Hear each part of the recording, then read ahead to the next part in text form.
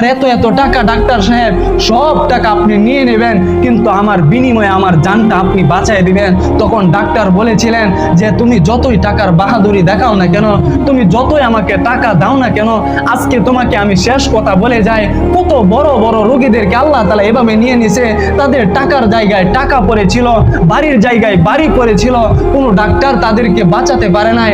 আমিও তোমাকে বাঁচাতে পারবো না, তোমার সাথে শেষ কথা বলে গেলাম। যখন ডাক্তার চলে গেছে, সেই আলী বানাত ঘরের মধ্যে বসে বসে একা একা চিন্তা করতেছিল যে আল্লাহ, আজকে আমার কোটি কোটি টাকা আমাকে বাঁচাতে পারে নাই, আমার গাড়ি, আমার বাড়ি, আমার ঘড়ি, আমার এত এত দামি দামি জিনিস আমাকে আজকে দুনিয়ায় থাকতে দিল না। যেই টাকা দুনিয়াতে কাজে আসে নাই, যেই পয়সা দুনিয়াতে কাজে আসে নাই, এরা কবরে কিভাবে আমার পাশে দাঁড়াবে, এরা কবরে কিভাবে আমার পাশে দাঁড়াবে?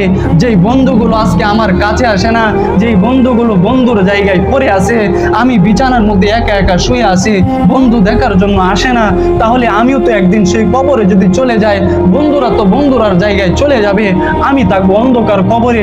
তখন সে চিন্তা করে কান্না করতেছে আর আল্লাহর কাছে বলতেছিল, আল্লাহ, তওবা করতেছি, আর গুনাহ করবো না।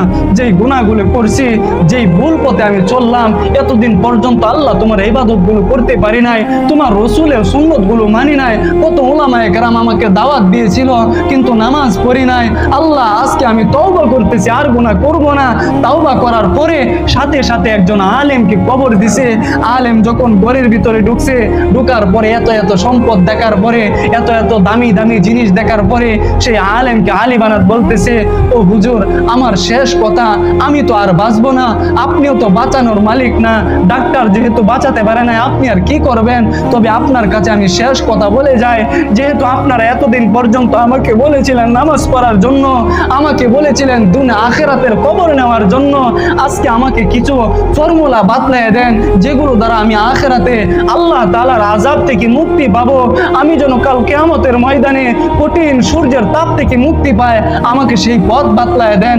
তখন হুজুর বলেছিলেন যে তোমার কোনো স্বপ্ন আছে?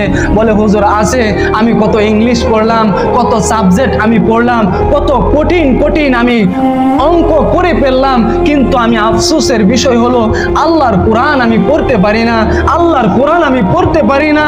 ওয়ানুনাজ্জিলু মিনাল কুরআনি মা হুয়া শিফা, কারণ আলী বানাত শুনেছিল যে আল্লাহ তাআলা কোরআনের মধ্যে শিফা রাখছে। সুবহানাল্লাহ।